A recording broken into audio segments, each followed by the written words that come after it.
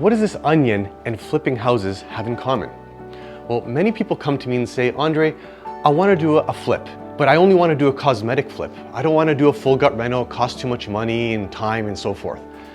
But then there's certain situations that honestly guys, it's so much better to do a full gut reno. And I'll explain why. We're in a construction zone right now that is actually doing a flip.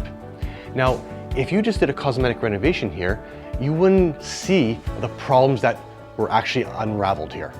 For example, you have this old wiring.